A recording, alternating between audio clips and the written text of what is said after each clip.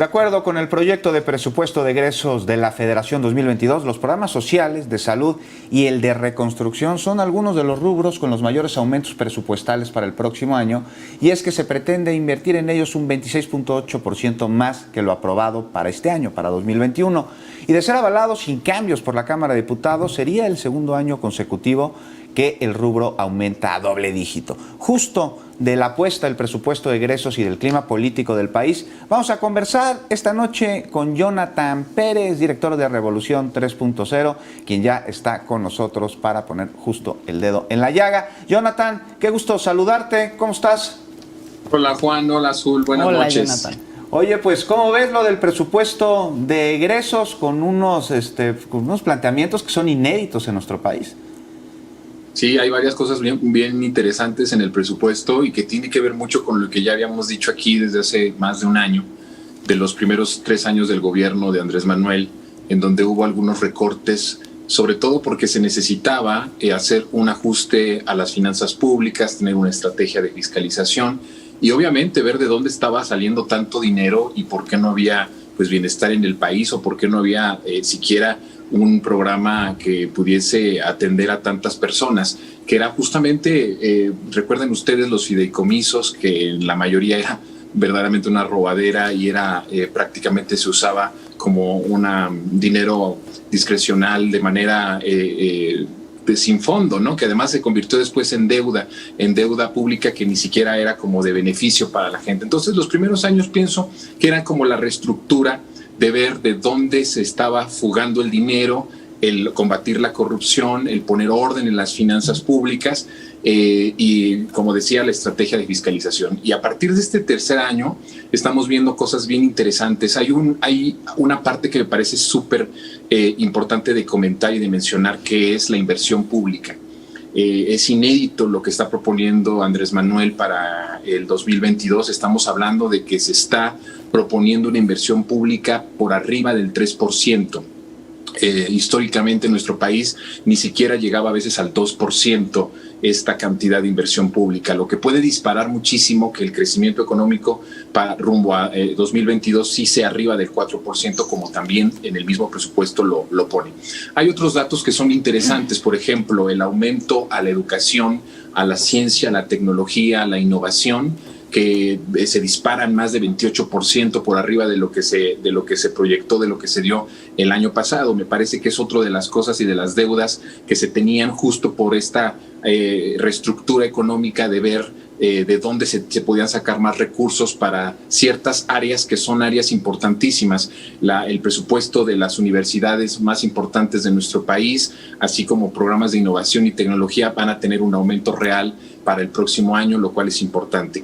Hay otros datos que son importantes, sobre todo cuando se hace el comparativo de lo que se invertía en el bienestar de la gente, en el bienestar de la población, en las clases pobres, en la clase media. Hay un aumento respecto al periodo neoliberal de más de 650%. Hay aumento de 650% en el presupuesto que se destinaba a las clases pobres. Me parece que es un dato impresionante que muestra categóricamente un antes y un después, la pesadilla neoliberal y después un gobierno que sí está atendiendo a las clases mayoritarias.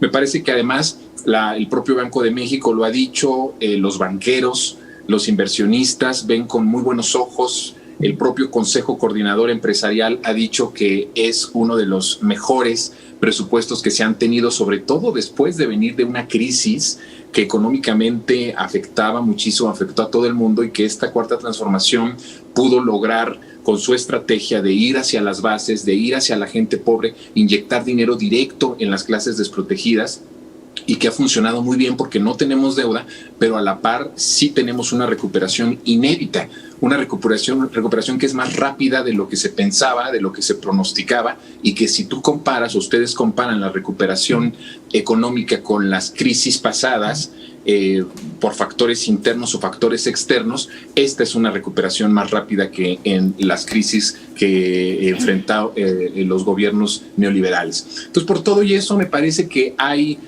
mucho optimismo, incluso en esto que estaban peleando mucho. Acuérdense esto de la Alianza Federalista, que ya pues ya se terminó, porque la mayoría de estos ya, unos gobernadores van a ir a la cárcel, otros van a irse a otros lados, y la mayoría pues ya va a ser gobernada por Morena. Pero recuerden que una de las cosas decían es: no nos están repartiendo más dinero. Bueno, pues este presupuesto, si se aprueba como lo está proponiendo la Cuarta Transformación, va a tener un crecimiento real de más casi del 5%, lo que significa que va a ayudar a aliviar la crisis económica de todos los gobiernos locales, hablo de las entidades federativas y de los municipios, y por otro lado va a subsanar todo lo que tiene que ver con gastos operativos internos y locales. Entonces me parece que es un presupuesto sensible, es un presupuesto de avanzada, es un presupuesto realista. También hay que decirlo, muy acoplado a la realidad fiscal que tenemos, pero también hay que ver cómo la estrategia de fiscalización de la 4T es otra de las grandes diferencias, ¿no? Ha cobrado a las grandes empresas, a los poderosos, a los intocables o a los que se les regresaban el dinero a través bueno, se les regresaban los impuestos, y obviamente ha terminado con las condonaciones. Todo esto ha significado justamente que tengamos una proyección de crecimiento sostenido para los siguientes años, lo cual me parece que es bastante importante. Decías, hay mucho optimismo, Jonathan. Parecería que se está doblando la apuesta para consolidar justamente un proyecto que genera optimismo, pero del otro lado, o sea, donde no parecería haber mucho optimismo es en la oposición. Estábamos viendo ahora pues al clan, digamos, de Claudio X González y los partidos políticos que le acompañan llamando a no votar, a no votar, no participar en la revocación del mandato. ¿Cómo lees esto? ¿Cómo ves el clima político frente a esta apuesta que se está haciendo? ¿Dónde está la oposición? Jonathan, ¿cómo ves todo esto? Pues, yo creo que hemos visto una oposición muy desesperada, muy berrinchuda. Mira, yo te puedo decir cuál es la ilustración de la lucha política de la oposición. Si tú me dices cuál es el retrato hoy en día, ¿no? Te puedo decir, la lucha de la oposición hoy en día, o la causa de la oposición hoy en día, es juntar firmas para regresar a Colón en Reforma. Esa es la lucha de la oposición. Y partiendo de ahí, te puedes atacar y morir de la risa y te puede dar hasta pena ajena. Es decir, están muy desesperados porque no tienen nada que reclamar a la actual administración, y lo que pudiesen reclamar es la herencia maldita que nos han dejado ellos. Entonces, este llamado a no participar, nuevamente el despreciar a la democracia participativa, nuevamente despreciar a la sociedad, despreciar al pueblo, el pensar que el pueblo no tiene la posibilidad de justamente revocar el mandato a un gobernante que no le convenga o que no responda a las expectativas que tenía, es algo que no están acostumbrados. Pero además ellos están leyéndolo desde el punto de vista del éxito de la Cuarta Transformación. Es decir, si Andrés Manuel estuviese en niveles de popularidad por abajo del 40, del 30 y tantos %, estarían ellos prendidísimos con la participación y estarían impulsando el que hubiese una revocación. Pero como ha sido tan exitoso y el 73% de la población, encuestas serias, no las chafas de Mitofsky y las chafas de otros medios chafas también, hablando de cosas serias, ¿no? Porque hay que hablar de cosas serias aquí. Entonces, 73% de respaldo popular. Obviamente una consulta de esta magnitud lo que hace a un presidente legítimo y a un presidente que responde a las expectativas y que gobierna para todos, pues lo va a fortalecer. Si no fuese el caso, ellos estarían impulsando más que nada la revocación.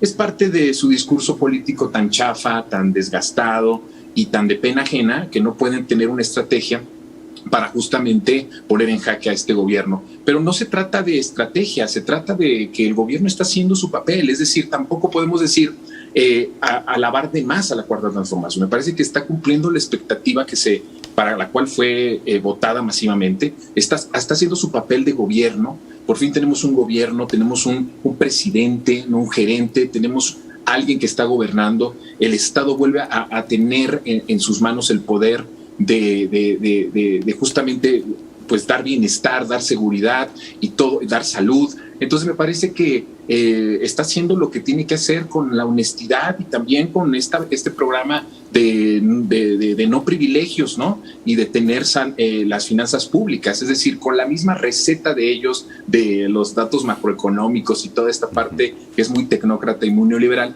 con esa misma receta le está dando un tengan para que aprendan. Entonces creo que están muy enojados porque su propia receta está funcionando de una forma maravillosa para millones de mexicanos. Y vamos a ir viendo cómo va a ir creciendo, cómo se va a ir materializando mucho más la inversión en ciertas áreas que al principio, en los primeros 3 años, no pudieron ser tan privilegiadas o tan, en este caso, llenadas de presupuesto, de dinero público para fortalecerse, ¿no?